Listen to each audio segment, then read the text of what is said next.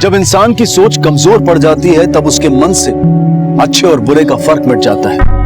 अपनी कमजोर सोच के दायरे में वो इतना सिमट जाता है कि उसकी सोचने समझने की सलाहियत बिल्कुल खत्म हो जाती है। वो बड़ी आसानी से किसी भी जुर्म का शिकार बन जाता है और घात लगाए मुजरिम ऐसे इंसानों की तबाही का जाल बुनने के लिए हमेशा तैयार रहते हैं। आज देखते हैं ऐसी एक कहानी जो हमारी सोच के दायरे पर सवालिया निशान लगाती है।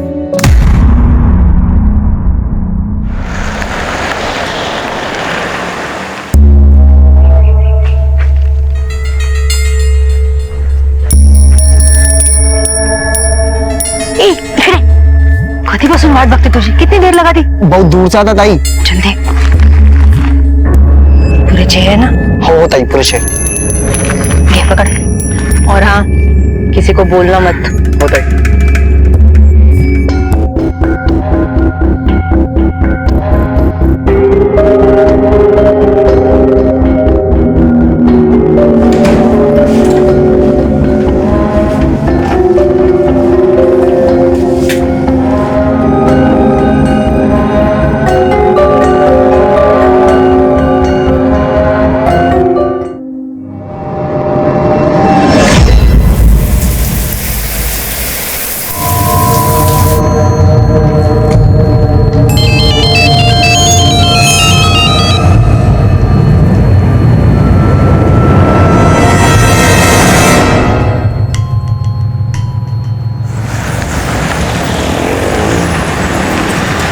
हाँ हाँ मेरा विश्वास करो, मैं किसी को कुछ नहीं बताऊंगी, लेकिन कुछ होगा तो नहीं ना?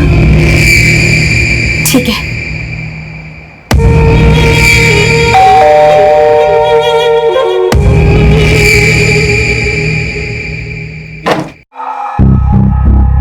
आंटी सोनू कहाँ है? वो तुम लोग के स्कूल की छुट्टियां चल रही है ना, इसीलिए सोनू अपने दादी के यहाँ घूमने के लिए गया है। लेकिन आंटी सोनू अपने बर्थडे पे हमें पार्टी देगा ना? हाँ हाँ बिल्कुल, सबको पार्टी मिलेगी। ये! अच्छा सार्थक, तुम ना अपनी होमवर्क की कॉपी देके जाना, वो सोनू को भी होमवर्क करना है ना? ठीक है आंटी।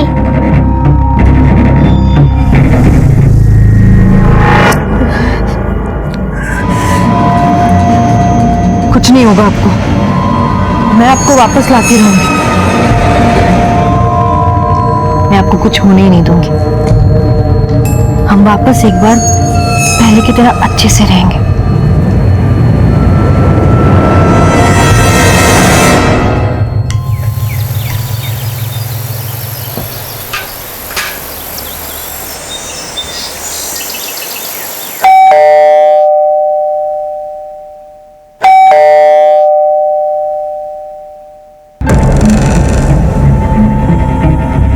आई बाबा आप नमस्कार कर। ठीक है ठीक है। हंसो हंसो। या बसा ना, मैं पानी लाती हूँ आपके। पानी वानी छोड़, फोन क्यों नहीं उठा रही थी हमारा? अरे आप बैठे तो सही। पहले बता हरीश कहाँ है? टूर से लौटा के नहीं अब तक? तेरी बात हुई इससे कुछ? नहीं मेरी तो कोई बात नहीं हुई उनसे। क्या मुझसे कोई बात नहीं हुई? वो 2-3 दिन पहले आने वाला था ना, और अभी तक नहीं आया। इतने दिनों से उसका फोन भी बंद आ रहा है। हाँ मैंने भी कई बार फोन किया लेकिन उनका फोन नहीं लग रहा, और ना ही उन्होंने मुझे फोन किया। मैंने उनके ऑफिस में फोन किया था तो उन्होंने बताया कि उनकी टूर कुछ दिनों के लिए एक्सटेंड हो गई है। देखा, एक फोन करता तो क्या बिगड़ जाता उसका? ये आजकल के बच्चे भी ना, इसको तो कभी हमारी परवाह थी नहीं, अभी हमारे बेटे को भी हमारी परवाह नहीं है। एक काम कर, उसके ऑफिस में ना फिर से फोन लगा और उनको बोलना किसी भी तरीके से हमारी बात करवाओ हरीश से। मुझे मेरे बेटे से आज बात करनी है, बस कर, फोन कर। सोनू, सोनू, अरे कहाँ गया? कुठे आहेस तू सोनू? अरे सोनू कहाँ है? सोनू बाहर निकल, देख, परेशान मत कर। सोनू, ले ले ले ले ले। आजा आजा आजा आजा आजा आजा आजा ले ले।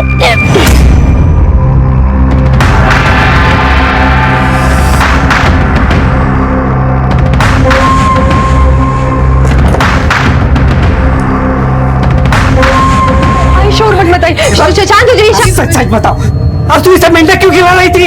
ये कोई आम सांप नहीं है, तब ये हरीश है।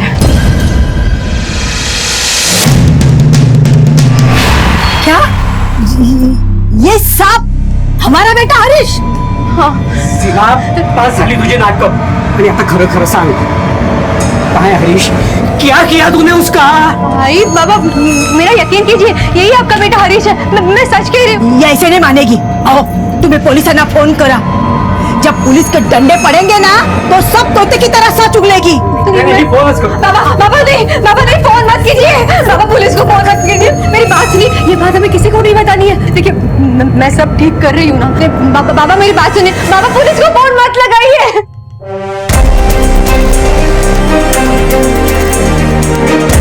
ऊपर से बोल रही है ये सांप हमारा बेटा हरीश है। हाँ तो मैं झूठ नहीं बोल रही, ये सच में हरीश है। आप मेरा यकीन क्यों नहीं कर रही? देखा साहब कैसी पागलों जैसी बातें करती है। मैंने ये डब्बा बाहर फेंक देती हूँ। बातें करती है। क्या हरीश है ये? असली जहरीला सांप है वो, खिलौना नहीं है। बाहर चलिए, बाहर बात करेंगे, बाहर चलिए।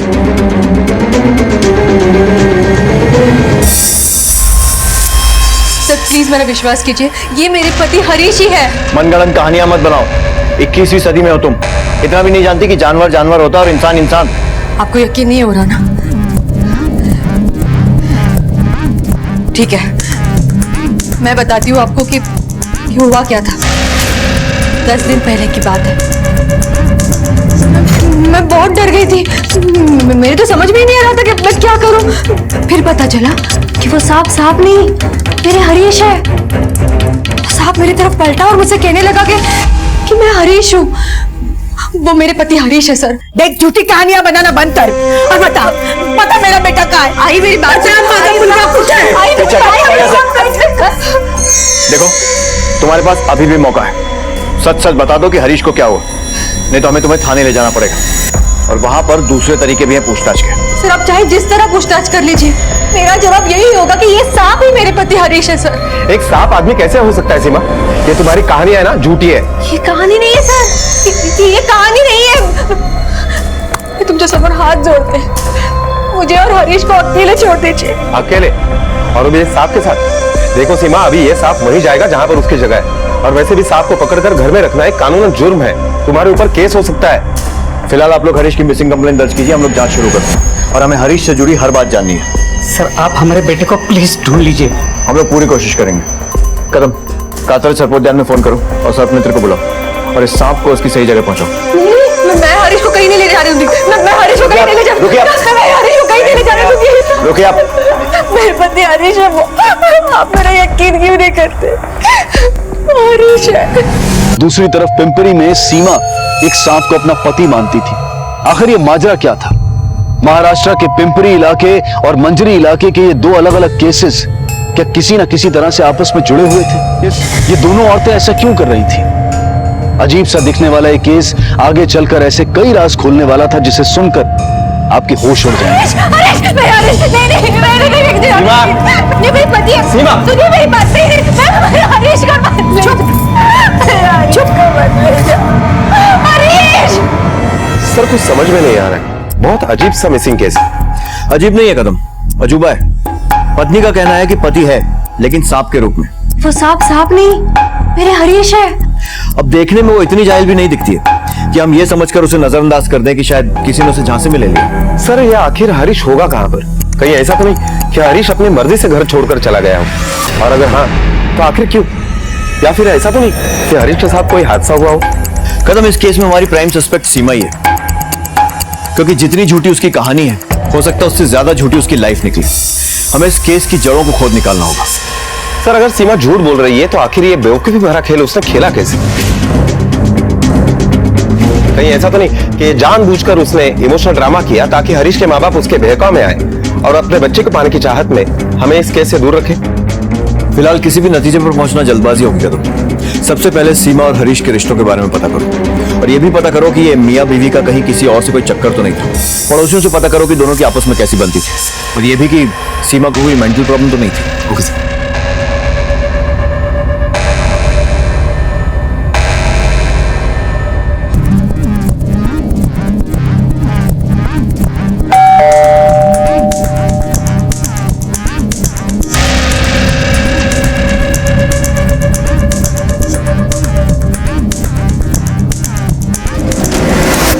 हरीश और सीमा अपनी धुन में रहते थे, ना किसी से बातचीत ना कोई लेना देना। सर ये जो घर है सीमा के नाम पे है। मैंने सुना कि हरीश काम के सिलसिले में बाहर ही है। सर कुछ दिन पहले मैंने कुछ देखा है सर। क्या देखा था आपने? सर हरीश और सीमा के बीच कुछ ठीक नहीं चल रहा था सर। बार बार आए दिन दोनों के बीच झगड़े होने लगते थे। मैं कुछ पूछ रही हूँ तुमसे हरीश, मेरे सवालों का जवाब दो, ऐसे मत करो हरीश। मैं हाथ जोड़ती हूँ, सबर बोल क्या फालतू बड़बड़ सुनने के लिए मेरे पास टाइम नहीं है। नहीं, मैं तुम्हें जाने नहीं दूंगी। मैं पैर पड़ गया, ऐसे मत करो। तो पैसे उसके पास रहते नहीं थे, वो बाहर से हमेशा उधार की दारू पी के घर आता था। और जब लोग पैसे वसूली के लिए घर आते थे तो सीमा को पैसे भरने पड़ते थे। इतना ही नहीं सर, वो अपने माँ बाप का घर छोड़ के सीमा के घर ही रहने लगा था। आपने हरीश को यहाँ पर आखिरी बार कब देखा? सर यही हफ्ते 10 दिन पहले। अरे साहब वाले साहब, हमारे बेटे का कुछ पता चला? हमने उसकी फोटो भी दी थी आपको। साहब मेरे हरीश को ढूंढिए साहब। हाँ लेकिन उससे पहले ना ये सीमा को गिरफ्तार कीजिए। सब उसी ने गायब किया है मेरे बेटे को। ये बस पागलपन का नाटक कर रही है। एक बात बताइए, हरीश की और सीमा की शादी अरेंज मैरिज थी या लव मैरिज? Love marriage. दोनों की पहचान कहाँ पर हुई थी? वो साहब मेरा बेटा मेडिकल रिप्रेजेंटेटिव है, बस काम के दौरान घूमता रहता था, वही कहीं उसको सीमा मिल गई, प्यार हो गया, दोनों में शादी कर ली। और शादी के बाद यही सीमा के घर में आके रहने लगा। उसके भी आगे पीछे कोई नहीं ना, इसलिए ये घर सीमा का ही है। हमें तो ये भी सुनने में आया है कि आपका बेटा हरीश सीमा के साथ मारपीट करता था। नहीं साहब नहीं, ये गलत बात है। मैं मानती हूँ मेरा बेटा थोड़ा गुस्से वाला है, लेकिन औरतों की बहुत इज्जत करता है। मारने की बात तो बहुत दूर है। ये पिछले 10 दिनों में आपके ऑफिस के एम्प्लॉय का कोई टूर निकला था जिसमें हरीश भी हो? नहीं सर, ना तो पिछले 10 दिन से ऑफिस आया और ना ही उसने कोई कॉल किया। उसकी बीवी का फोन आया था, वो बता रही थी कि वो बहुत बीमार है। सर हरीश के बारे में हमने उसके पड़ोसी और उसके ऑफिस में पूछताछ की। पड़ोसियों का कहना है कि हरीश ज्यादा नशे में रहता था और अपनी पत्नी सीमा से मारपीट करता था। ऑफिस में भी उसका ट्रैक कुछ अच्छा नहीं है। ना ही हरीश पिछले 10 दिनों से ऑफिस गया है और ना ही 10 दिन पहले ऑफिस का कोई टूर बाहर गया है। माना कि सीमा के आगे पीछे कोई नहीं है, लेकिन उसके पास पैसा बहुत है और इन्हीं पैसों से हरीश अपना काम चलाता था। सर और एक बात, हरीश के माँ बाप का यकीन से यह कहना है कि हरीश के साथ जो कुछ भी हुआ है उसके पीछे सीमा का ही हाथ है। कदम कहीं ऐसा तो नहीं है कि अपने पति की इन्हीं हरकतों से परेशान होकर सीमा ने उसे मारा हो या मरवाया और फिर खुद को बचाने के लिए जानबूझकर ये सांप वाला ढोंग रचा? क्योंकि ये बात तो पक्की है कि वो कोई मानसिक रोगी नहीं है, सिर्फ हमें गुमराह कर रही है। इससे बात करने का टाइम आ गया। सीमा? और सीमा को कैसे नहीं है? हाँ, और क्या करना है? हाँ? मैं जा रही हूँ हरीश को ढूंढने, और मैं उन्हें मनुष्य के रूप में लेके ही घर वापस आऊंगी।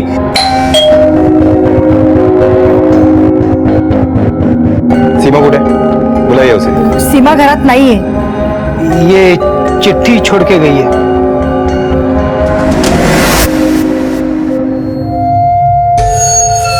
जी क्या बात है योगिता, क्या चल रहा है ये सब? आए दिन तुम्हारे बारे में कंप्लेंट्स आ रही हैं। तुम्हारी हरकतों की वजह से सोसाइटी के लोग डरने लगे हैं। और सुना है यहाँ कोई लड़का भी आता है? हाँ। तो तुम डरो मत, मैं तुम्हारी मदद करने ही आया हुआ हूँ। एक सेकंड।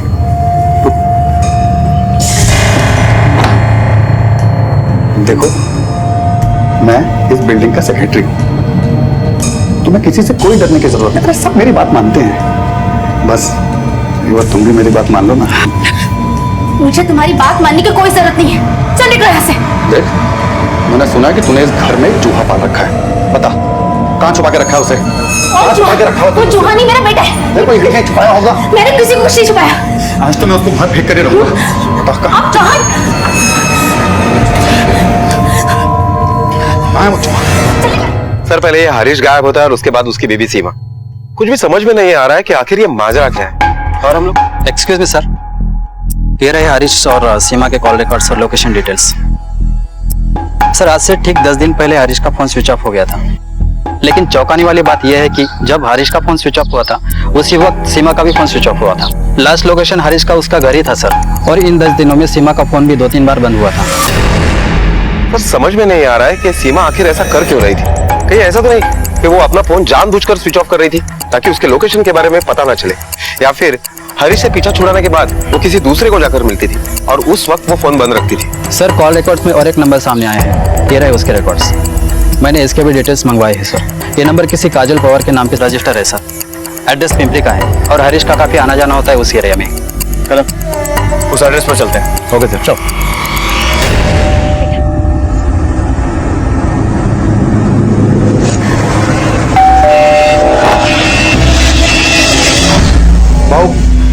चूहा घर में छुपा के रखा है, ढूंढ के निकालो उसे। कोई नहीं आएगा अंदर, नहीं खाना कोई नहीं आएगा। ए योगिता, तुझे पता है चूहे से कितनी बीमारियां फैलती है? वो चूहा नहीं, वो मेरा बच्चा है। अरे चूहा किसी का बच्चा होता है क्या? भाऊ चूहा ढूंढना अंदर से चलो भाई चल बाहर। ये पागल हो गई, ये पागल हो गई ये। तू पागल खाने फोन लगा। कोई आगे नहीं बढ़ना समझे ना। भाई चूहा भी मारा।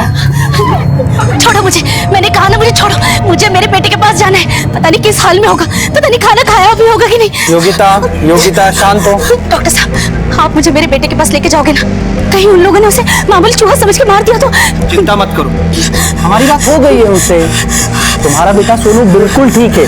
मुझे मेरा बेटा चाहिए, मुझे किसी भी हाल में मेरा नहीं। योगिता के बर्ताव से उसके पड़ोसी और बाकी लोग अचंभित थे। उन्हें शक था कि योगिता दिमागी रूप से बीमार है, पर क्या वाकई में ऐसा था, या फिर इस सब के पीछे कोई और ही मामला था जो अब तक सामने नहीं आया था? आखिर योगिता का बेटा सोनू कहां था? और अब सीमा लापता थी और उसके कॉल रिकॉर्ड से एक नया नाम सामने आया था, और वो नाम था काजल पवार। पुलिस फौरन काजल के घर पहुंची।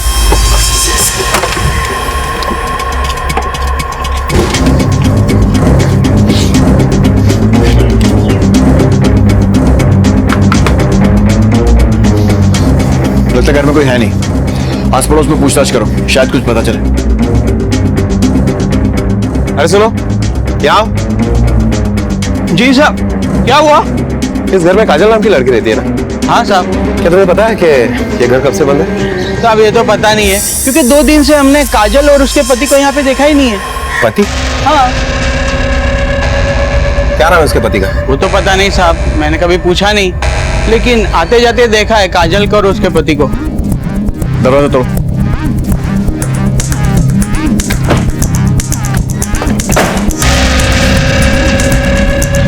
पूरे घर में ढूंढो, बात कहां से आ रही है। जाओ चारों तरफ देखो, ऊपर देखो, आवड़े तिगड़े बक। सर ये देखिए,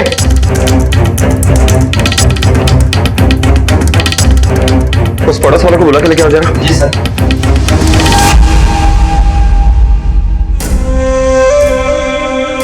जरा ठीक तरह से देखकर बताना, यही काजल है ना? और ये इसका पति? अच्छे से पूरे घर की तलाशी लो, एक एक कोना छानो, देखो कुछ मिलता है क्या।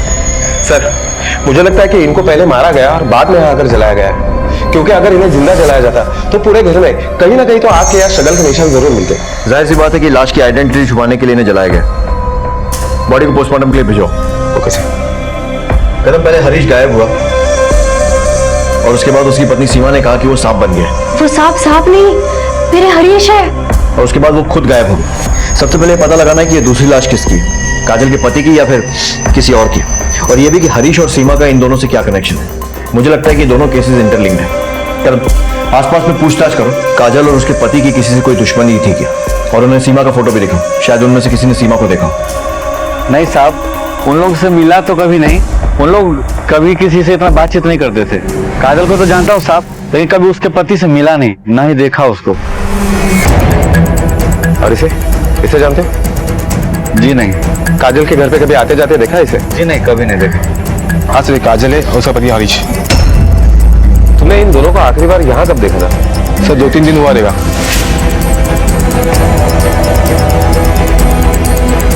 कदम, इसका मतलब यह है कि काजल के घर पर जो दूसरी लाश मिली वो शायद हरीश की हो सकती है।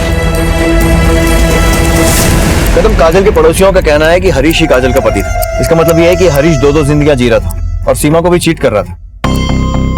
सर कहीं ऐसा तो नहीं कि यही बात सीमा को पता चल गई और उसी वजह से उसने हरीश और काजल को मार डाला?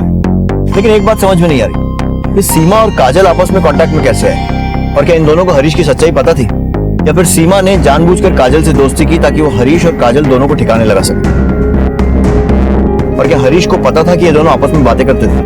इन सारे सवालों के जवाब सिर्फ सीमा दे सकती है, और वो गायब है। सीमा घरात नहीं है, वो कहीं चली गई है। सीमा का फोटो हर जगह सर्कुलेट करवाओ और खबरियों के नेटवर्क को भी एक्टिवेट करो। हमें हर हाल में ये सीमा चाहिए। Okay sir.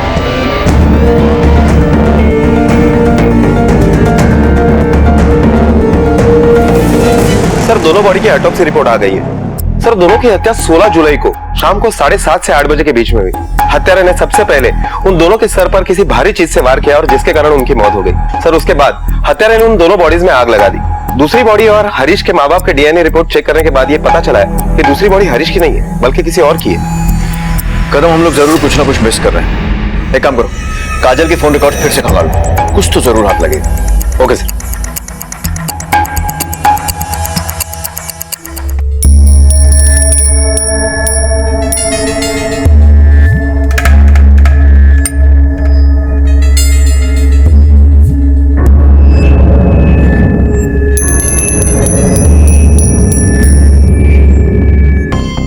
सर हाँ कदम, काजल की कॉल रिकॉर्ड तो हमने अच्छी तरह से चेक किए लेकिन उसमें कुछ खास नहीं मिला। लेकिन हाँ सर, काजल के बारे में एक चौंका देने वाली बात सामने आई है। काजल के नाम पर और एक नंबर रजिस्टर्ड था जिस पर हरीश और सीमा के अलावा और एक नंबर से फ्रिक्वेंटली बात हुआ करती थी। वो नंबर किसी मंजीरी इलाके के योगिता ठाकुर के नाम पर रजिस्टर्ड है। फौरन इस एड्रेस पर पहुंचो और इस योगिता से बात करो और पता करो कि वो इस ट्रायंगल के बारे में क्या जानती है। Okay sir.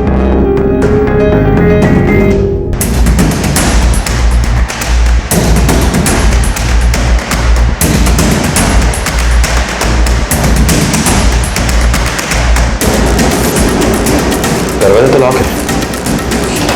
ये डॉक्यूमेंट जो है ना नीचे ऑफिस में जमा कर देना, ठीक है? सर आप लोग? मैं सर इस बिल्डिंग का सेक्रेटरी हूँ। ये योगिता यही रहती है ना? हाँ सर, वो तो पागल है, लेकिन आप लोग क्यों ढूंढ रहे हैं उसे? पागल? दरअसल वो एक विधवा है। अभी 1 साल पहले ही उसका पति एक्सीडेंट में मर गया था और अभी कुछ ही दिन पहले अचानक उसका बच्चा गायब हो गया। ये रहा केक। आंटी केक तो बहुत अच्छा है। आंटी सोनू को बुलाना, केक काटेंगे। तुम लोग रुको, मैं अभी सोनू को लेकर आती हूँ। क्या बता सकते हैं कि फिलहाल योगिता कहाँ पे? सोसाइटी में थोड़ा प्रॉब्लम हो गई थी उसकी वजह से, इसीलिए हमने उसे गवर्नमेंट मेंटल हॉस्पिटल भेज दिया। Thank you.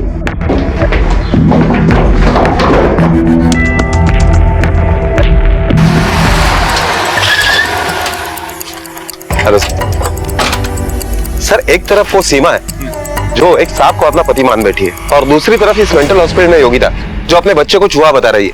सर समझ में ही नहीं आ रहा है कि आखिर ये मामला क्या है। कदम, ये केस मेरे गले उतर नहीं रहा, कुछ अजीब ही चल रहा है इस केस में। जितना सुलझाने की कोशिश कर रहे हैं उतना उलझता जा रहा है। देखते हैं योगिता से बात करके क्या मिलता है।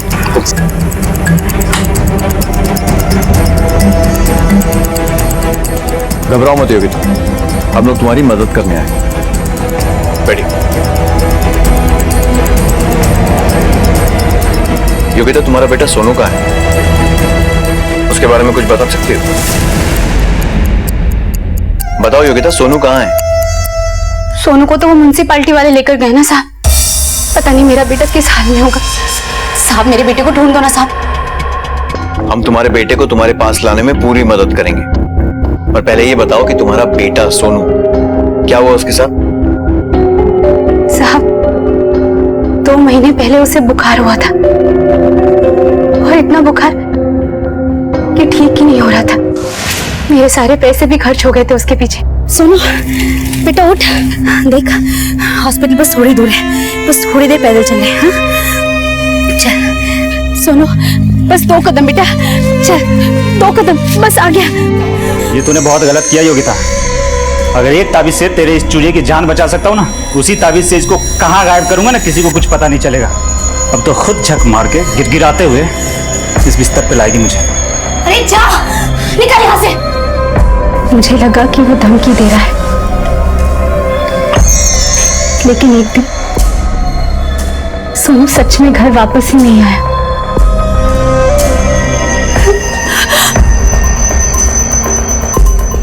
क्या हुआ योगिता? मैंने सुना कि सोनू गायब है।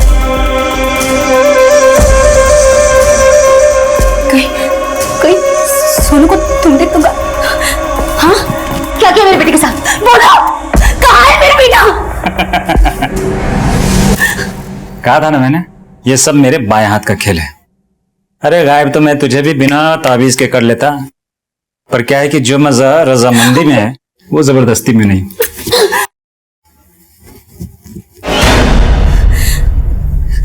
सोनू, सोनू की ताबीज,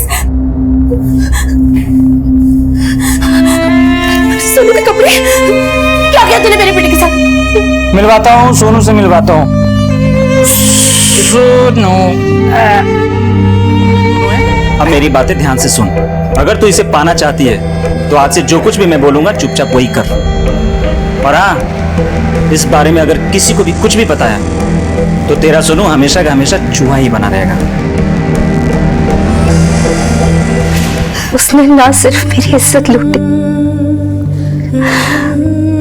बल्कि मेरा घर, मेरा पैसा, यहाँ तक कि मेरा बेटा भी छीन लिया। मुझे सिर्फ अपना बच्चा चाहिए था। किसी भी हाल रमेश ने मेरे को कहा कि अगर मैं 1 साल तक उसकी बात सुनूंगी तो वो मेरे बेटे को, मेरे सोनू को चूहे से इंसान बना देगा। मैं बस उसी दिन का इंतजार कर। मुझे मेरा सोनू वापस लौटा।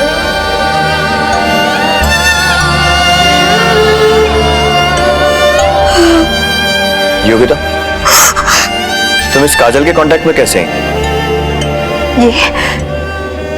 ये कौन है साहब? मैं इससे कभी नहीं मिली। हमने इसके कॉल रिकॉर्ड्स चेक करवाए और उसमें तुम्हारा नंबर भी। ये रहा उसका नंबर। ये नंबर तो रमेश का है। और इन दोनों कहानियों की जोड़ने वाली कड़ी का नाम था काजल पवार, जिसकी पहले ही किसी ने हत्या कर दी थी। लेकिन पुलिस को यह समझ में नहीं आ रहा था कि काजल के साथ माँ बाप के डीएनए से बॉडी का डीएनए मैच नहीं हुआ था, जिससे ये साफ हो गया था हरीश अब भी कहीं फरार था या छिपकर कोई खेल खेल रहा था। तो ये माजरा है, ये रमेश और काजल एक दूसरे से मिले हुए थे और इसी वजह से रमेश काजल का मोबाइल नंबर यूज कर रहा था। कदम कहीं ऐसा तो नहीं कि काजल के घर में मिली वो दूसरी लाश रमेश की? हो सकता है कि रमेश सीमा को भी योगिता की तरह अपने जाल में फंसाने की कोशिश कर रहा हो, लेकिन इस सबसे काजल का क्या कनेक्शन? ये भी पॉसिबिलिटी है कि सीमा हरीश को वापस पाना चाहती थी और इसीलिए उसने काजल को मरवा दिया। सर, इन सारे सवालों के जवाब सिर्फ 3 लोग दे सकते हैं, हरीश, रमेश और सीमा। लेकिन इस वक्त ये तीनों हमारे पहुंच से बाहर है। कदम, हमें इन तीनों को बहुत जल्दी ढूंढना होगा, क्योंकि इन तीनों के मिले बिना इस केस का सॉल्व होना बहुत मुश्किल है। पुलिस ने अपनी तहकीकात को काफी प्लानिंग के साथ आगे बढ़ाया। एक एक से पूछताछ की गई, एक एक को टटोला गया।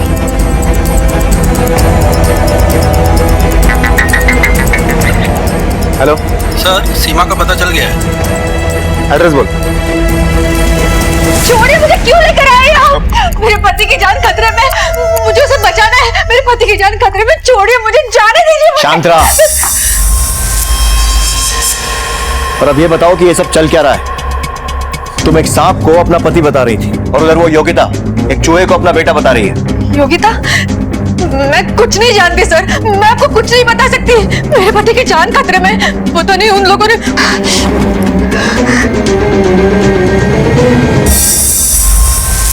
केशवानंद बाबा? बाबा? इनको तो दाढ़ी थी। कहाँ मिलेगा ये बाबा?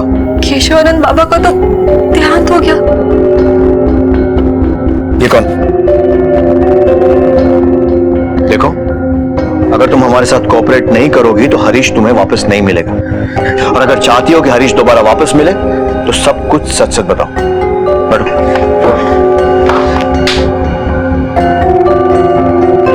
बोलो। अरे बोला ना मैंने, फिर से बोलूं? अच्छा ठीक है, लव यू। अब हो गई खुश? बाद में बात करता हूँ। किसका फोन था? एक कस्टमर का कॉल था। ऐसा कौन सा कस्टमर है तुम्हारा जिसको तुम लव यू कहते हो? तुम्हारा जरूर किसी के साथ चक्कर चल रहा है ना? क्या बेकार की बातें कर रही हो? ऐसा कुछ नहीं है। अभी पता चल जाएगा। लो फोन दो, फोन दो। मैं क्या करूं? अरे हरीश, हरीश, मैं जानती थी कि हरीश मुझसे कुछ छुपा रहा है, इसीलिए मैंने उस पर नजर रखना शुरू कर दिया।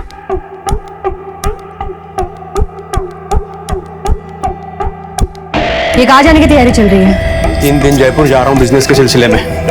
बिजनेस के सिलसिले में या किसी लड़की के सिलसिले में? तुम्हें क्या लगता है मुझे कुछ पता नहीं? मुझे साफ साफ बताओ, कौन है ये लड़की? तेरी फालतू बड़बड़ न करो। फालतू बड़बड़ नहीं करा थे मुझे सब पता है। ये बिजनेस ट्रिप वगैरह ना किसी और को बताना। मैं कम पड़ गई थी, ये कहीं और मुंह मारने चले गए। बहुत हो गया हरीश, मैं तुम्हारे साथ नहीं रह सकती, मुझे डिवोर्स चाहिए, डिवोर्स। मेरे बिना रहने की कोशिश करके देख लो, और अगर जम रहा है तो मुझे बताओ, आज ही डिवोर्स दे दूंगा तुझे। मैंने हरीश को वापस पाने के लिए सब कुछ किया, हर मंदिर में चढ़ावा चढ़ाया, हर जगह मन्नतें मांगी, पर कोई असर नहीं हुआ। फिर एक दिन हेलो, नमस्ते, मेरा नाम काजल है। काजल ने मुझे बताया कि उसकी एक पड़ोसी थी जिसका पति एक औरत के चक्कर में फंस गया था। उस पड़ोसी को एक बाबा मिले जिन्होंने उसके पति को उस औरत के चुंगल से छुड़ा दिया। काजल मुझे उस बाबा के पास लेकर गई। मेरे बिना बताए बाबा को सब पता चल जाता। दूध में मिलाकर तुम्हें और हरीश को पीना होगा, और याद रहे हरीश को इसकी भनक तक नहीं लगनी चाहिए।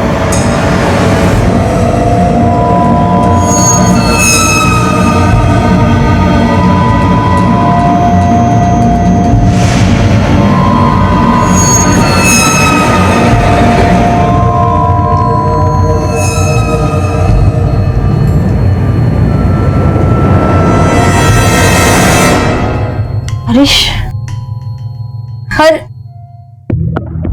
हरीश, हरीश, बाबा हरीश गायब हो गए, पता नहीं कहाँ चले गए, कहाँ गए होंगे वो। यही वो उपाय था जो तुम्हारे पति को उस डाइन के चंगुल से वापस ला सकता है। दंड दिया है मैंने इसे, और ये दंड पूरा होते ही वो एक आम इंसान के रूप में आ जाएगा। फिर वो जिंदगी भर तुम्हारा वफादार बन के रहेगा। बाबा लेकिन वो है कहाँ?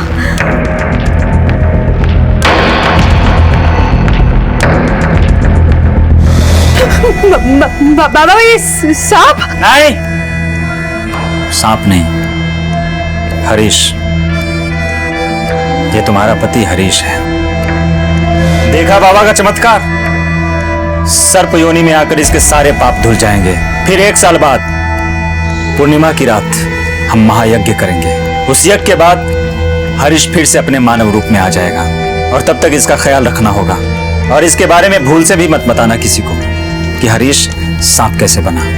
और इस विधि के दौरान तुम्हें भी कुछ खास तरीके के क्रिया करने होंगे। उसके बाद बाबा जो कहते वो मैं करती। उस दिन आपके जाने के बाद मैंने बाबा से बात करने की बहुत कोशिश की, लेकिन उनसे बात नहीं हो पाई। पता नहीं हरीश कहाँ होंगे, किस हालत में होंगे।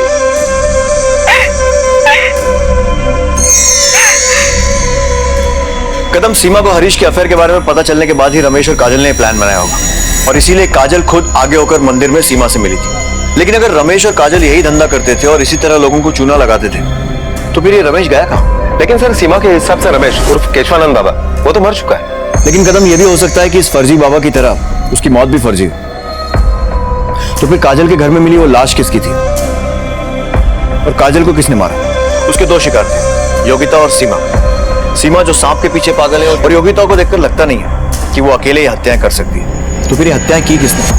कदम, कोई ना कोई कड़ी तो है जो हमसे छूट रही है। हमें जल्द से जल्द इस हरीश और रमेश को ढूंढना होगा, क्योंकि इस अंधी गुफा से निकलने के अब सिर्फ 2 ही रास्ते हैं, पहला हरीश और दूसरा रमेश।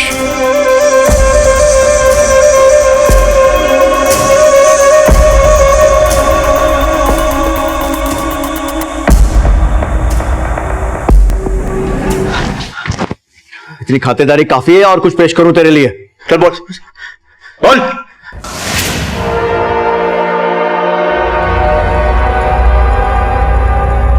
क्या हुआ हरीश? सीमा को शक आ गया मुझ पे। मुझे मालूम है, उसने हम दोनों की बातें सुन ली थी। हाथों के पीछे पड़ गई मैं। समझ में नहीं आ रहा है क्या करूं। तुम्हें पता है, दुनिया भर की प्रॉपर्टी है उसके पास, उसके नाम पे। इतनी प्रॉपर्टी कमाते कमाते मेरे 3-4 जन्म निकल जाएंगे। फिर मेरे पास एक सॉलिड प्लान है। फिर काजल ने मुझे रमेश से मिलवाया, और हमने एक प्लान बनाया नकली बाबा का। मैंने वो दूध पिया ही नहीं, फेंक दिया पलंग के पीछे। उस पाउडर वाले दूध को पीकर सीमा बेहोश हो गई।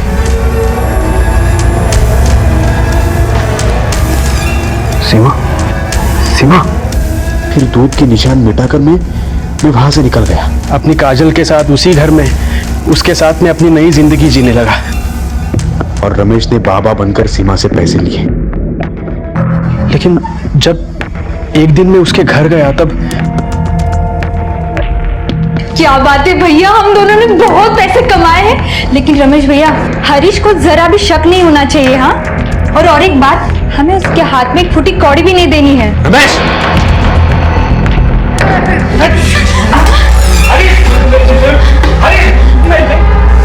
उस दिन मैं होश में नहीं था सर।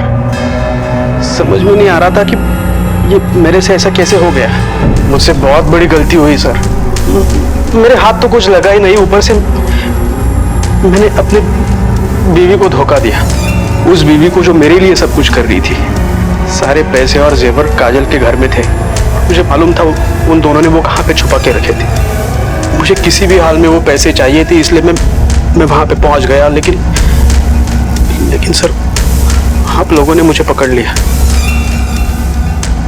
सीमा हरीश को अपना पति मानती थी और उससे बहुत प्यार करती थी। लेकिन हरीश ने इस रिश्ते की बुनियाद ही लालच की ईंट पर रखी थी, और लालच की बुनियाद पर रखा गया हर रिश्ता एक ना एक दिन जरूर गिरता है। रमेश ने योगिता के साथ पहले झूठी हमदर्दी दिखाई, उसकी मदद की, लेकिन कई बार जिंदगी में शैतान हमसे फरिश्तों की शक्ल में आकर टकरा जाते हैं। योगिता आज तक इस सच को स्वीकार नहीं कर पाई है कि उसका बेटा उसके साथ नहीं है।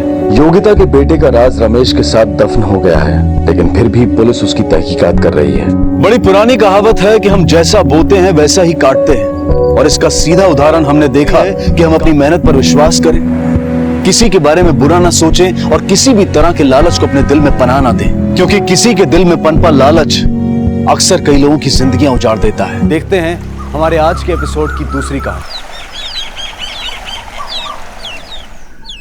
भैया मालिक जी, मेरे को पता था कि आप मेरी वफादारी के लिए मेरे को 1 लाख रुपया जरूर देगा। ये तेरा गलत फहमी है। ज्यादा खुश मत हो, ये पूरा पैसा मैं तेरे को देने के लिए नहीं निकाला। तेरे को जितना बोला ना उतना ही पैसा दूंगा। बाकी का 50,000 रुपया खेत में जो दूसरे मजदूर काम कर रहे हैं उनके लिए है? ये 50,000 रुपये भी तेरे को तब मिलेगा जब तू खेत का काम पूरा कर दे। शांत, खेत में बहुत काम है?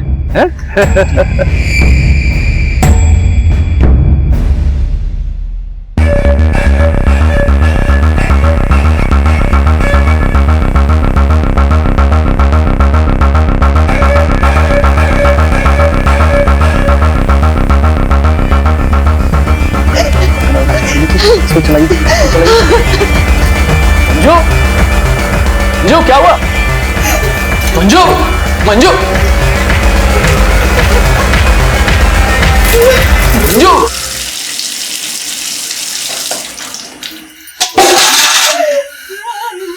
मंजू, मंजू क्या हुआ? मंजू कहाँ गई थी? मंजू क्या हुआ? मंजू बोलो।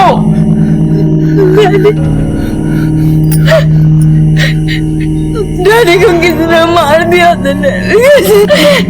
मार दिया? डैडी को किसी ने मार। किसने? कहाँ?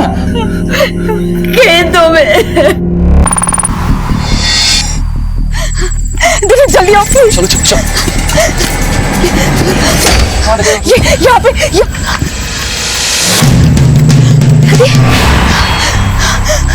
कहाँ देखा था? मैंने डैडी को यही देखा था। तो यहाँ तो कोई लाश नहीं है। हाँ, पर मैंने ये देखो, ये देखो खून।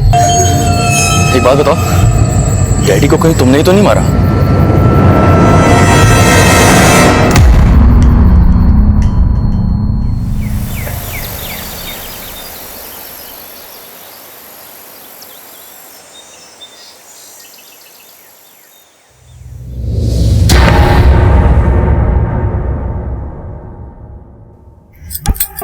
सोनू, सोनू, सोनू, सोनू, सोनू, सोनू, सोनू, कहाँ चला गया? सोनू, सोनू, कहाँ चला गया ये? सोनू, सोनू,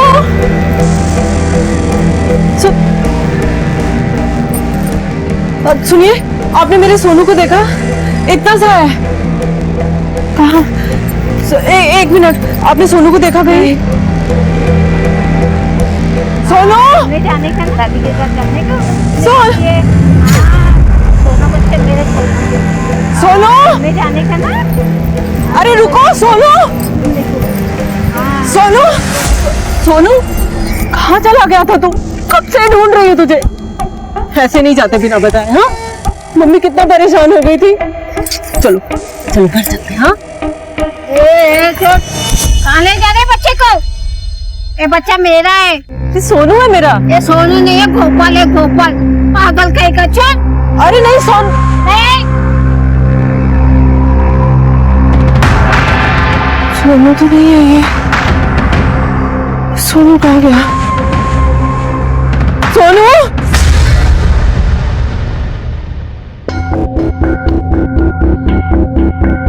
सर, मेरे ससुर काशी मोहन जी कल दोपहर में घर से निकले थे और अभी तक लौटे नहीं है और उनका कुछ पता भी नहीं चल रहा। कल दोपहर से अभी तक 15 घंटे होते और कोई भी मिसिंग कंप्लेंट 24 घंटे के बाद ही दर्ज होती। सर ये आप क्या बात कर रहे हैं?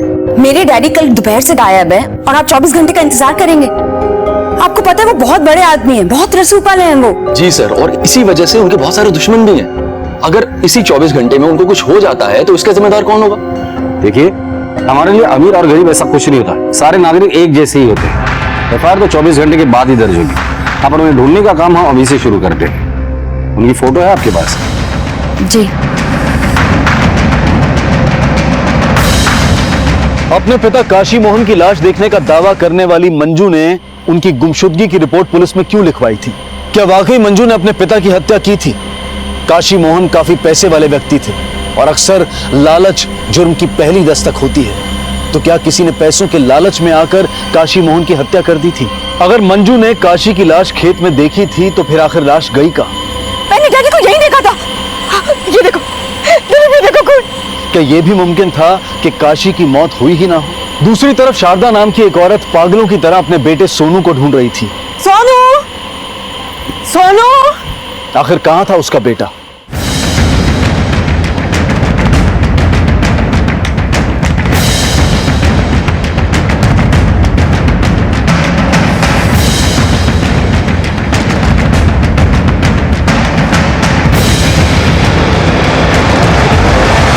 भाग्यलक्ष्मी जी, मंजू के डैडी कल दोपहर करीब 1 बजे हमारे नौकर हीरा के साथ घर से बैंक जाने के लिए निकले थे। हीरा को अपनी बहन की शादी के लिए 1 लाख रुपए चाहिए थे। वो उसे रुपए दिलाने के लिए बैंक गए थे। क्या बैंक कर थे? ज्योति बैंक। और ये हीरा आपके यहाँ कब से काम कर रहा है? हीरा हमारे यहाँ 15 सालों से काम कर रहा है, लेकिन ये हिसाब किताब के पक्के हैं। हीरा के 50,000 बनते हैं, लेकिन वो 1 लाख की मांग कर रहा था। कल रात से उनका फोन लगा रहे हैं, लेकिन फोन नहीं लग रहा है। फिर सुबह मंजू ने जाकर रिपोर्ट लिखवाई। ये हीरा कहाँ रहता है पता है आपको? जी। उसकी कोई फोटो होगी? हाँ। Yes sir.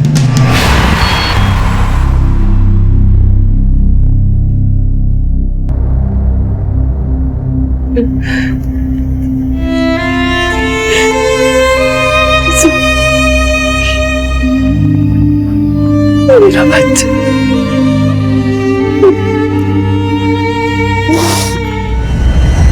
Sir, Kashi Mohan ji करीब 2 बजे यहाँ पे आए थे और उन्होंने कुछ 1 लाख रुपए विड्रॉ किए थे और साथ में उनका नौकर हीरा भी था। ये पूरा पैसा मैं तेरे को देने के लिए नहीं निकाला। तेरे को जितना बोला ना उतना ही पैसा दूंगा। बाकी का 50,000 रुपया खेत में जो दूसरे मजदूर काम कर रहे हैं उनके लिए। ये 50,000 रुपया भी तेरे को तब मिलेगा जब तू खेत का काम पूरा कर दे शाम तक। सर, मैं काशी मोहन जी को बहुत अच्छी तरह से जानता हूँ। वो हमारे बैंक के बहुत पुराने कस्टमर हैं। सर, जान चली जाए पर पैसा ना जाए, ऐसे लोगों में है वो। राव, मुझे तो लगता है कि काशी के गायब होने के पीछे हीरा का ही हाथ होगा। हीरा को पैसों की जरूरत थी और काशी ने पैसे देने से मना कर दिया होगा, इसलिए हीरा पैसे लेकर भाग गया होगा। तो काशी और हीरा दोनों के कॉल रिकॉर्ड निकाल और पता करो गायब होने के पहले हीरा किस किस के कांटेक्ट में था। Okay sir. लेकिन सर फिर काशी मोहन कहाँ गया होगा? इसका जवाब तो हीरा देगा हमें।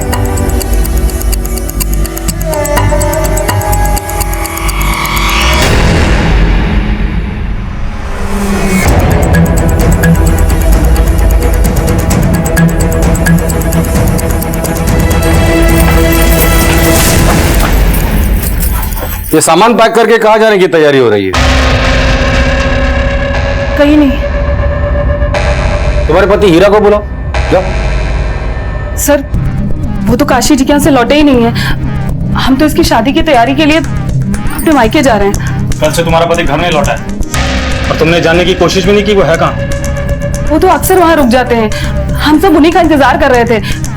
हाँ लेकिन कल रात से उनका फोन बंद आ रहा है। ये कौन है? ये मेरी ननद है, इसी की शादी की तैयारी के लिए हम अपने मायके जा रहे हैं।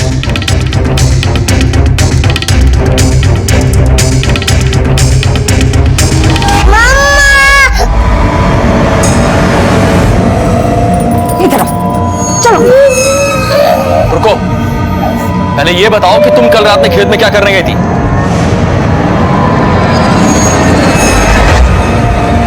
जब तुम रात भर गायब थे तब मैं पूछती थी तुमसे कहाँ जा रहे हो। फिलिप अगर मैंने मुंह खोला ना तुम्हारा तमाशा बन जाएगा।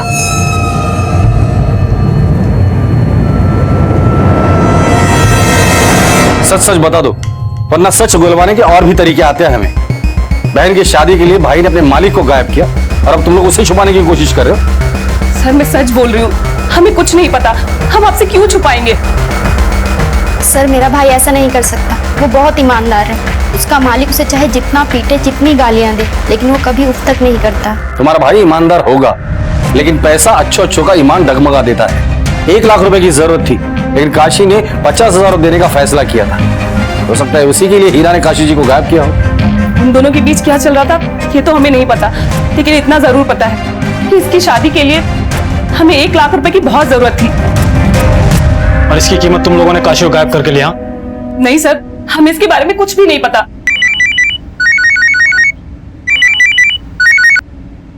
हेलो सर, पासे के जंगल में एक लाश मिली है।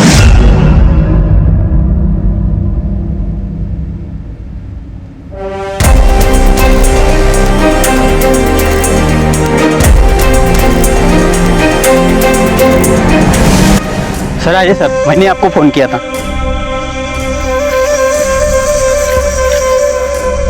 ये देखिए, ये देखिए सर।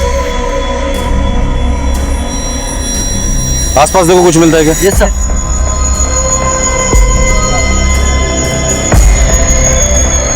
तो हीरा है। सर इसकी बॉडी पर चोट का कोई भी निशान नहीं है। गला घोट के मारा होगा इसे। और सर इसके पास से कोई सामान भी नहीं मिला है और न ही पैसे। कहीं से काशी ने वो नहीं मारा। बॉडी को पोस्टमार्टम के लिए भेज दो। राव, काशी नागू कवाली। काशी की फोटो हर पुलिस स्टेशन में हर जगह पे सर्कुलेट कर दो। Okay sir. अगर हीरा मर चुका है तो काशी कहाँ है? हमें जो इन्फॉर्मेशन मिली थी उसके मुताबिक आखिरी बार दोनों साथ में ही थे। पुलिस को अब तक यह शक था कि काशी मोहन की गुमशुदगी के पीछे उसके नौकर हीरा का हाथ हो सकता था, लेकिन हीरा की मिली लाश ने इस केस की दिशा ही बदल दी और अब पुलिस को यह शक था कि शायद हीरा की मौत के पीछे काशी मोहन का हाथ है। क्या हीरा को वाकई काशी ने मारा था? और अगर हाँ तो क्यों? क्या इस हत्या के पीछे की वजह वो 1 लाख रुपए थे जो उस रोज काशी ने बैंक से निकाले थे? जी मेरे को पता था कि आप मेरी वफादारी के लिए मेरे को 1 लाख रुपया जरूर देगा। ये पूरा पैसा मैं तेरे को देने के लिए नहीं निकाला, तेरे को जितना बोला ना उतना ही पैसा दूंगा। आखिर मालिक और वफादार नौकर के रिश्तों में ये जुर्म की आग कैसे लगी? इस केस में पुलिस के सामने कई और चुनौतियां आने वाली थी, जिसके बाद ये केस उनके लिए और मुश्किल होने वाला था। अब तो हम ये सोच के चल रहे थे कि काशी के गायब होने के पीछे हीरा का हाथ है, पर यहाँ तो मामला उल्टा हो गया।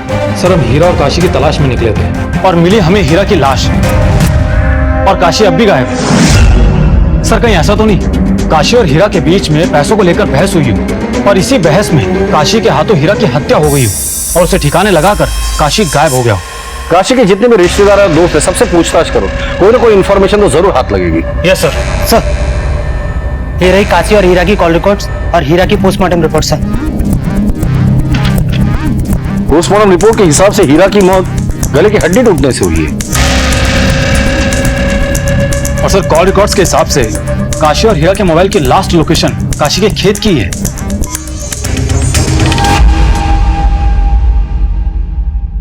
Thank you.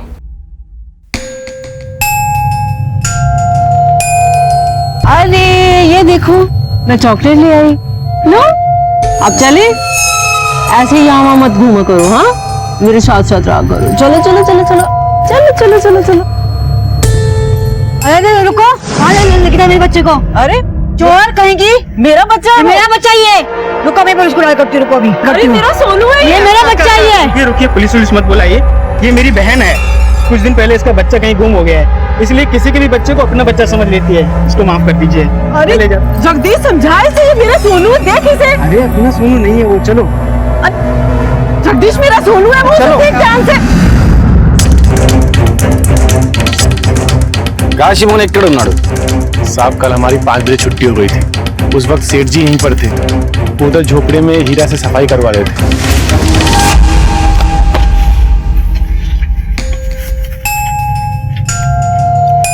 कर रहा आज का काम तुम लोग का खत्म हो गया है? अब कल आना और पगार कल देगा तुम लोग का सबका। जाओ।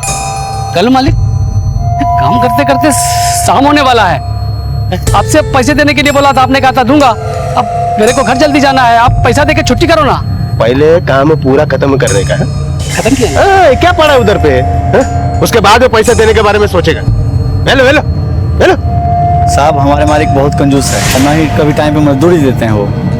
साहब सेठ जी ने हमें घर जाने के लिए बोला तो हम घर चले गए साहब। उसके बाद क्या हुआ हमें नहीं मालूम साहब। राव, इस केस को अभी तक हम लोग एक ही एंगल से टटोल रहे थे। मुझे लगता है हमें दूसरा एंगल भी देखना चाहिए। ये काशी अमीर था लेकिन कंजूस भी उतना ही था। हो सकता है इस कंजूसी की वजह से उसके दुश्मन भी काफी हो। पता करो इन काशी की किन किन लोगों से बनती नहीं थी। Okay sir.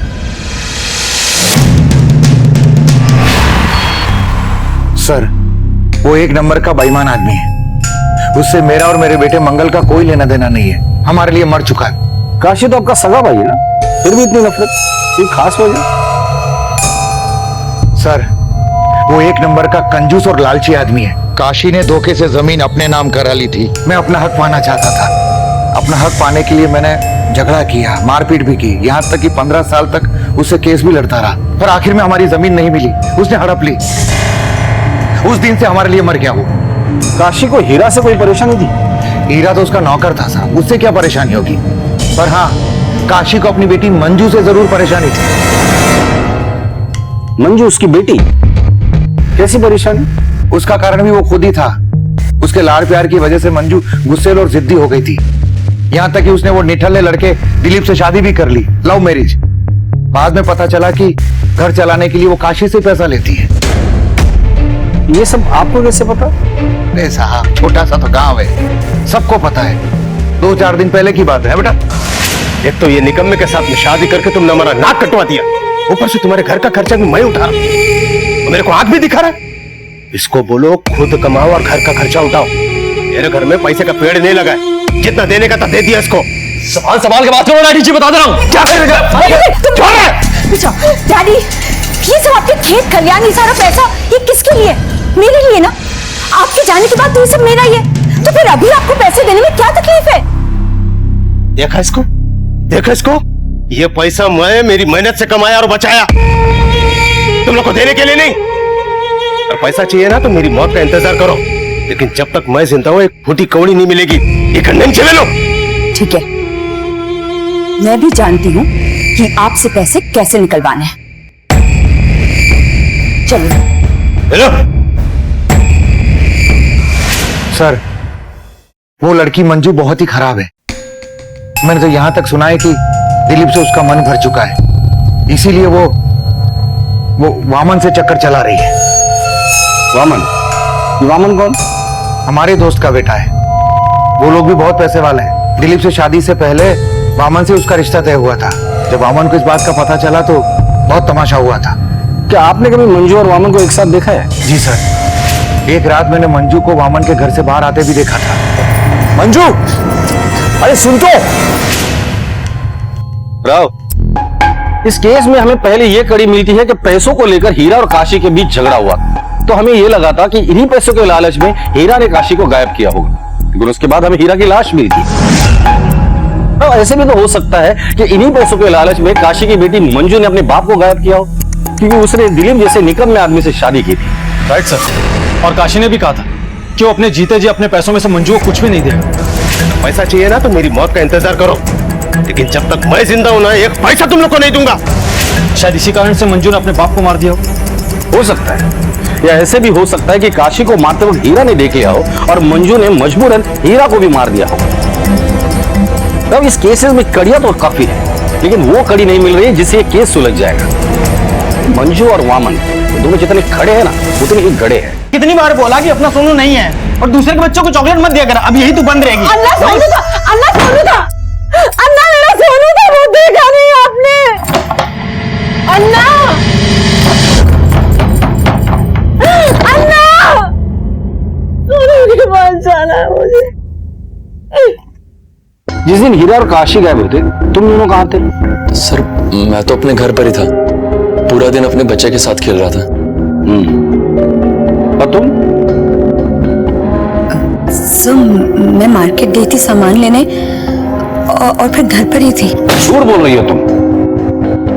उस रात तुम्हें वामन के घर से निकलते हुए देखा गया है। क्या कर रही थी वहां पर तुम? सर मुझे वामन ने अपने घर बुलाया था। मंजू? पर तब मुझे उसकी नीयत का अंदाजा नहीं था सर।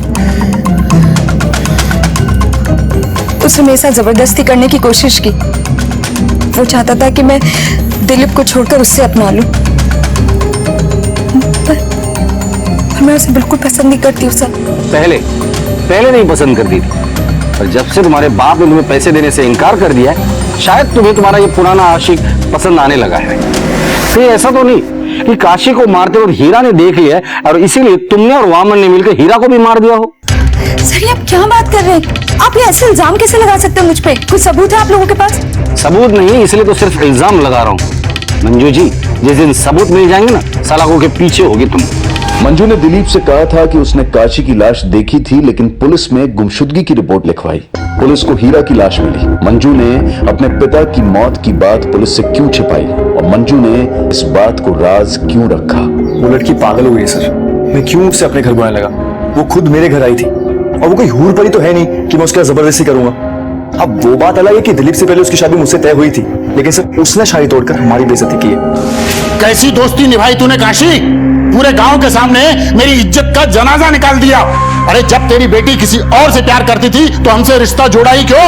और अब रिश्ता तोड़कर हमारा मजाक उड़ा रहे हो? रामा गारू ऐसा नहीं है। इसमें डैडी की कोई गलती नहीं है। ये मेरा फैसला है कि मुझे शादी किससे करनी है। आप लोग निकलिए यहाँ से। जबान को संभाल के बात कर, समझी ना? गांव में खुद की इज्जत है नहीं, हमें तमीज सिखा रही है। आज दिखा रही है वो टके की औरत। मालिक, मैं कितनी बार बोला आपको कि वमन अपनी लड़की के लिए अच्छा लड़का नहीं है। तेरा काम खत्म हो गया? नहीं और बेइज्जती का बदला लेने के लिए तुमने हीरा और काशी को मार डाला। सर जी तो कर रहा था कि मैं उसे मार दूं, लेकिन अपने पिताजी की वजह से खून के घूंट पीकर रह गया मैं। ठीक है, इन्फॉर्म किए बगैर शहर छोड़ के मत जाना। सर काशी से दुश्मनी का कारण तो सबके पास था। इतना बेअसर आदमी अब तक गायब है, उसके छुपे रहने की कोई वजह नहीं है। और अब तो ऐसा लगता है कि काशी का भी काम तमाम हो गया होगा। और अगर ऐसा है तो आखिर मुजरिम है कौन? और काशी इस वक्त कहाँ है? और हीरा को किसने मारा होगा? मुझे लगता है इन सब के पीछे मंजू और वामन का हाथ है। इन दोनों के कॉल रिकॉर्ड्स निकालो, पता करो कि किस किस के कांटेक्ट में थे। इससे इन दोनों के आपसी संबंध भी सामने आ जाएंगे। Yes sir. हेलो, ठीक है सर। मंजू के पति दिलीप का मर्डर हो गया। चलिए पीछे हटिए। सर बॉडी को देखकर ऐसा लगता है कि इसके शरीर पर किसी धारदार हथियार से 3 से 4 वार किए गए हैं। बॉडी को पोस्टमार्टम के लिए भेज दो और आसपास देखो कुछ मिलता है क्या। शायद मर्डर वेपन यही हो। Okay sir. सर ये मोबाइल वहां झाड़ियों में पड़ा हुआ मिला। क्या ये दिलीप का मोबाइल है?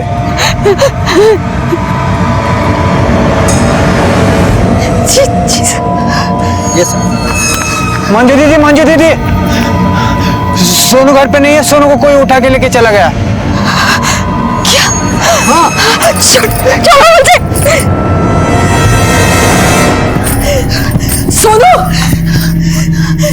सोनू, सोनू, मेरा बच्चा सोनू, वो कहीं मिल नहीं रहा था। आपने घर में देखा ठीक से? सब जगह देख लिया, कहीं नहीं मिल रहा है सोनू। आस पास देखो। जी सर। एक बार घर की तलाशी लेने दो, जाओ देखो। आप जब घर से निकली तो बच्चा कहाँ था?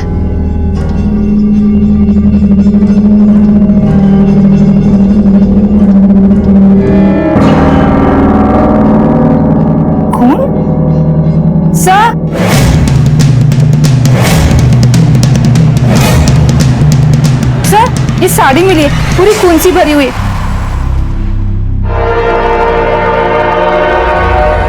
ये साड़ी आपकी है? मेरी साड़ी है।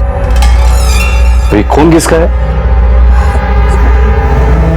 मेरा खून है सर, वो 4-5 दिन पहले पाँव में चोट लग गई थी तो बहुत खून बहा था। साड़ी फॉरेंसिक में भेज दो और इनका ब्लड सैंपल ले लो। Okay sir.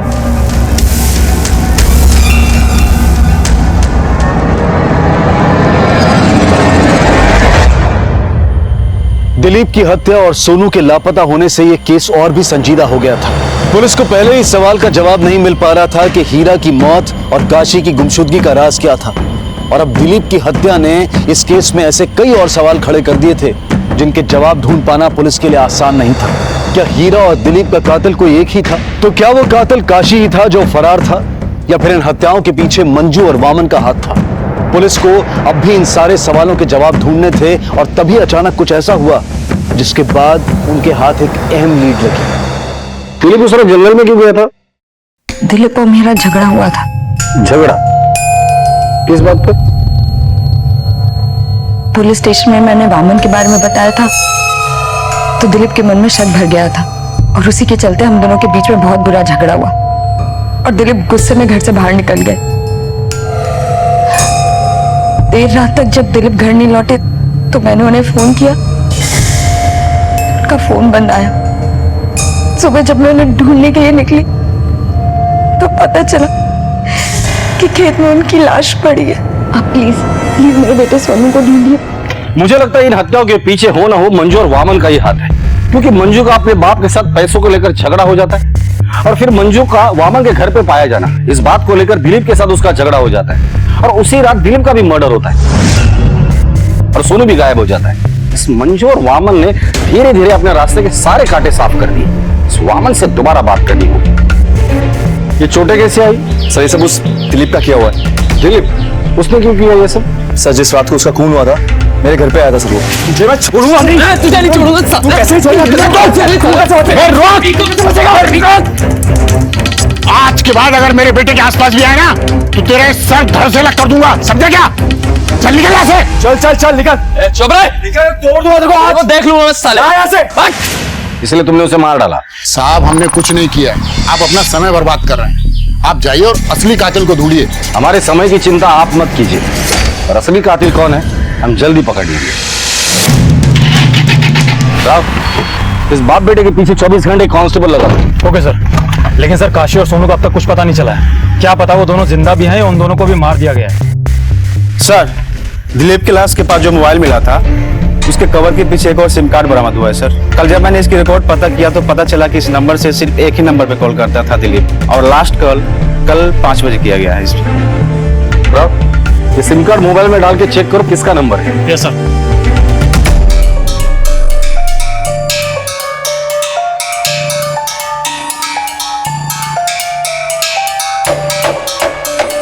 बताओ नंबर। ये वाली।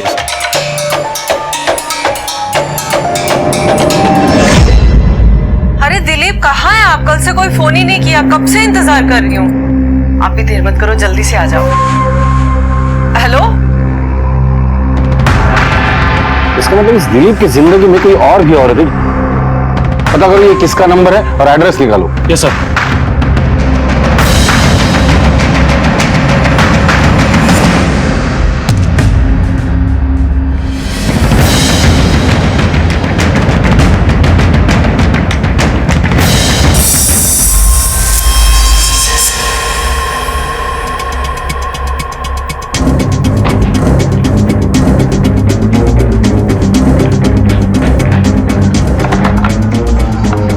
सर यहाँ तो ताला लगा है, लगता है शारदा भाग गई। आस पड़ोस में पूछते हैं। अरे सुनिए, ये शारदा यहाँ रहती है, कहाँ गई कुछ पता है? सर मेरे को नहीं मालूम, लेकिन कुछ समय पहले एक औरत आई थी जो शारदा के बारे में पूछ रही थी। अन्ना शारदा को देखा क्या? नहीं, मेरे को तो नहीं पता, कुछ बोल कर नहीं गई। इसका मतलब मंजू जानती थी कि उसका बेटा सोनू यहाँ है। तोड़ दो दरवाजा।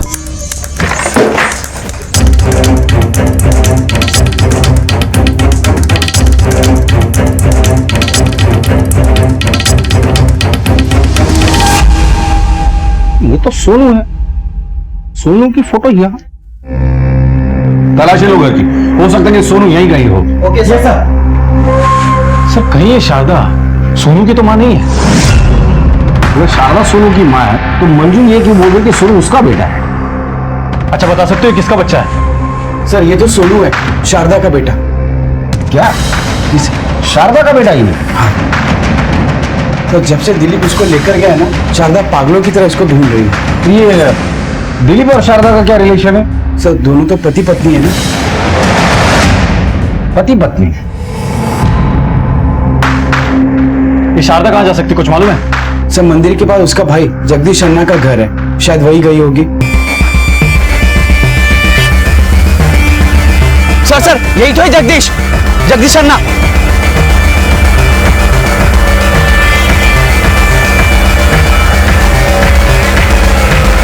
अरे साहब छोड़ दो मुझे, छोड़ो साहब।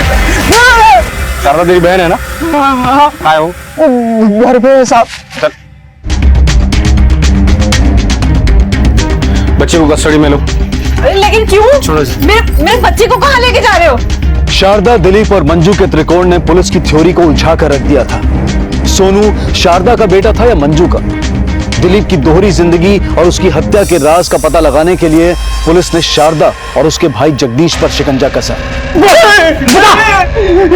सोनू को मंजू के घर से क्यों उठाया और दिलीप को क्यों मारा तुम लोगों ने? दिलीप को मैं क्यों मारूंगा साहब? मुझसे मेरी बहन का दर्द देखा नहीं जा रहा था। सोनू, ये बच्चा मेरा है। अन्ना सोनू था, अन्ना मेरा सोनू था, वो देखा नहीं आपने। इसलिए मैंने बच्चों को उठाया। सोनू और शारदा का रिलेशन क्या है? काशी कहाँ है? क्या किया तुम लोगों ने उसके साथ?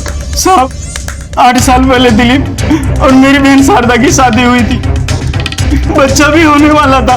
बच्चे के आने की खुशी में बहुत खुश थे दोनों, पर दिलीप की आर्थिक स्थिति बहुत खराब थी साहब। साहब चलो शारदा, अरे जीजा जी कहाँ जा रहे हैं? अरे जगदीश, वो तेरी गाड़ी की चाबी मिलेगी क्या? हाँ मिलेगी ना। आप ही की गाड़ी से पूछना क्या है, मगर संभाल के जाइए। पता नहीं और कितना इंतजार कराएगा हमारा बच्चा।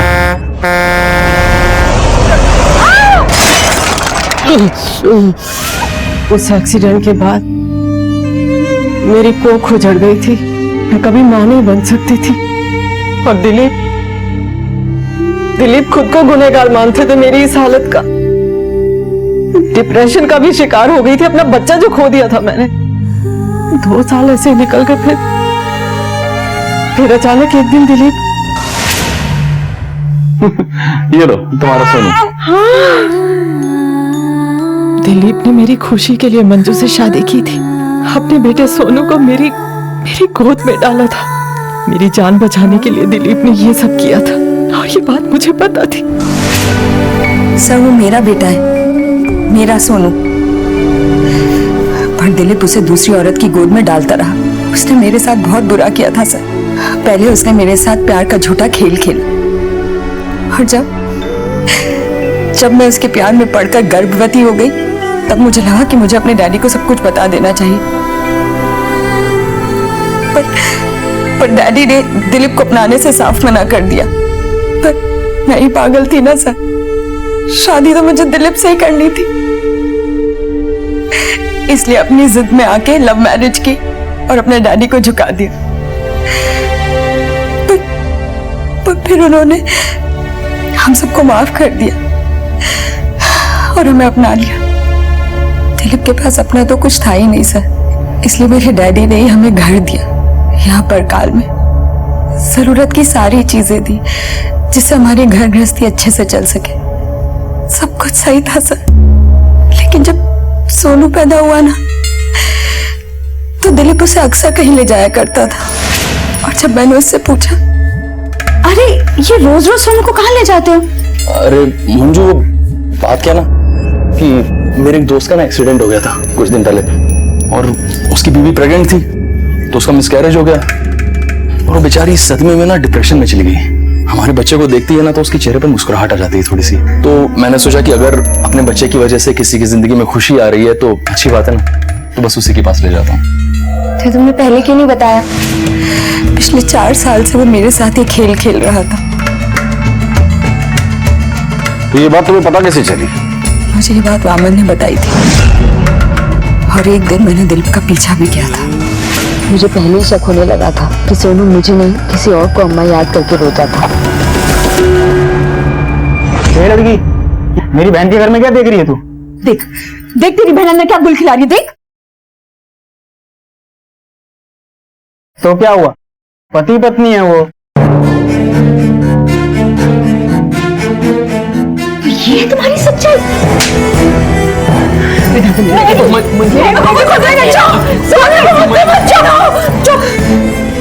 मेरे बच्चे को दूसरी औरत की गोद में डाल के बोल तो रही कि तुम्हारी दोस्त की बीवी है। चुप, बिल्कुल चुप। ये बहुत बुरा गेम खेला है मेरे साथ दिलीप। शादीशुदा होते हुए भी तुमने मुझसे शादी की। सब मैं घर आकर बहुत रोई। कई बार मन में आया कि डैडी और अम्मा को सब कुछ जाके सच सच बता दूं, पर किस मुंह से बताती, जिसकी वजह से मैंने उन दोनों को छोड़ दिया। वही मुझे इतने सालों से धोखा दे रहा था। हिम्मत नहीं हुई सर, इसीलिए मैं और दिलीप एक समझौता के तहत घर में रहने लगे कि जब तक दिलीप शारदा को तलाक नहीं दे देता वो मेरे करीब नहीं आ सकता। वामन से तुम्हारा क्या चक्कर है? वामन को मेरी दुखती रग का पता चल गया था सर कि दिलीप से मेरी दूसरी शादी है जो गैर कानूनी है, और वो इसका फायदा उठा के मुझे कभी भी कहीं भी रोक लेता था। उस रात उसने मुझे घर बुलाया था और मेरे साथ जबरदस्ती करने लगा, और मैं जैसे तैसे अपनी इज्जत बचा के वहां से भाग निकली। हो सकता है तुम्हारी बात सच हो, पर इस सच्चाई को कैसे झुठलाओगी? राव, फॉरेंसिक रिपोर्ट से पता लग गया है कि वो साड़ी पे लगा हुआ खून तुम्हारा नहीं है। अब सच सच बताओ, वो खून है किसका? वो मेरे डैडी का खून था। उस रात को खुद को वामन से बचाकर मैं खेतों के रास्ते घर जा रही थी कि तभी मेरा पैर किसी से टकराया और मैं गिर गई। सर, जब मैंने ये बात दिलीप को बताई तो वो डैडी को देखने के लिए मेरे साथ खेत गया, और वहाँ डैडी की लाश थी ही नहीं। जब तुम्हें पता था कि तुम्हारे डैडी का मर्डर हुआ है तो ये बात तुमने हमें क्यों नहीं बताई? कहीं तुमने तो तुम्हारे डैडी को नहीं मारा और चुप रही अब तक। सब मैं बहुत डर गई थी, और फिर दिलीप ने भी कहा कि जिसने डैडी को मारा है कहीं वो हमारे परिवार को भी ना मार दे। तो अब ये डर चला गया? सर, जब दिलीप ही नहीं रहा, डैडी नहीं रहे, कुछ भी नहीं रह सकता, फिर डर किस बात का? ये केस तो उलझता ही जा रहा है। पहले हमें हीरा पर शक था, वो मारा गया। इसने भी ये किया है, वो इस परिवार का करीबी होगा। लेकिन सर, हमारे पास इस बात का कोई प्रूफ ही नहीं है।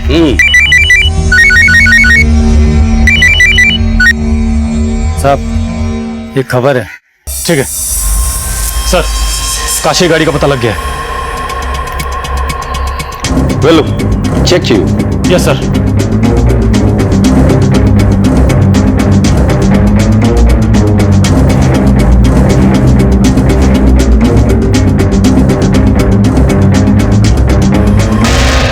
यहाँ पर जिसने गाड़ी खड़ी करी थी उसको देखा था तुमने? हाँ साहब, मैंने उस आदमी को देखा। स्केच बनवा सकते हो? हाँ साहब, कोशिश कर सकता हूँ। सर, स्केच रेडी है।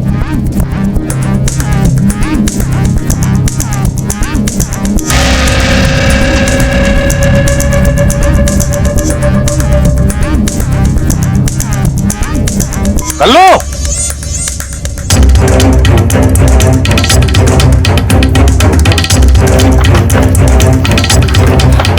राव, दिख रहा है? Yes sir.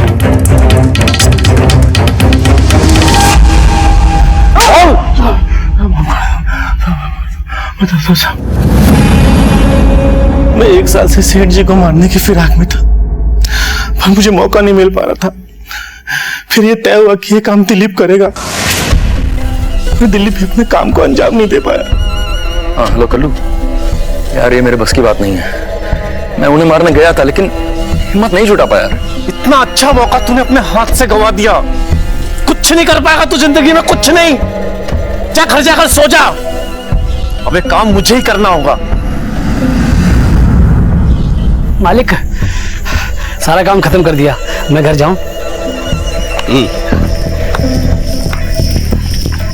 ये ना पूरा 1 लाख रुपए। आप खुश हो गया? आप बहुत अच्छा आदमी। हाँ वेलो वेलो वेलो वेलो वेलो।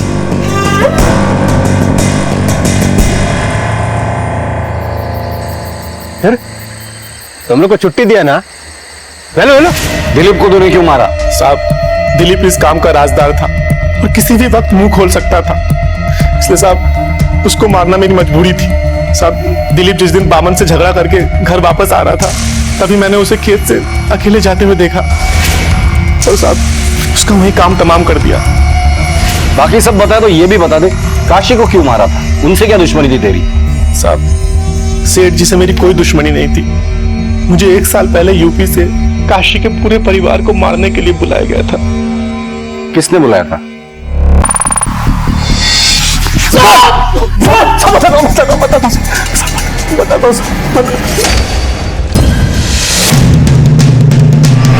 मेरे बाप ने सारी जमीन मेरे भाई काशी के नाम कर दी। क्यों? उन्होंने ऐसा क्यों किया था? उसका कारण भी मैं ही था। जुए और शराब ने मुझे बर्बाद कर दिया था। यहां तक कि मेरे बाप का काफी पैसा मैंने बर्बाद किया। इस कारण मेरे बाप ने मुझे जमीन जायदाद से बेदखल कर दिया और सारी जमीन मेरे भाई काशी के नाम कर दी। काशी तो क्या, उसके पूरे परिवार को खत्म कर देना चाहता था। क्यों? जो जमीन मेरी और मेरे बेटे मंगल की नहीं हो सकती, वो किसी की नहीं हो सकती। हमारे बाप ने बिल्कुल सही डिसीजन लिया था। जमीन के लालच में तुमने 3-3 लोगों की जानें ली। कानून में लिखी हर सजा तुम्हारे लिए कम है। मुरली और कल्लू को अदालत ने आजीवन कारावास की सजा सुनाई है। क्राइम पेट्रोल के माध्यम से हमने ये संदेश कई बार दिया है कि लालच हमारे जीवन का वो बीज है जिसे बोते वक्त हर कोई मीठे फल की उम्मीद तो करता है, लेकिन बदले में उसे एक ऐसा पेड़ मिलता है जिससे जिंदगी में कांटों के सिवाय और कुछ हासिल नहीं होता है। इसी विचार के साथ अब मैं अनूप सोनी आपसे विदा लेता हूं। फिर मुलाकात होगी अगले एपिसोड में एक और चौंका देने वाले केस के साथ। तब तक अपना और अपने परिवार का ख्याल रखें और देखते रहें क्राइम पेट्रोल डायल 100। सबक एक को, सीख हम सबको। जय हिंद। इस तरह के और भी एपिसोड देखने के लिए हमारे चैनल को सब्सक्राइब करें और बेल आइकन दबाना ना भूलें।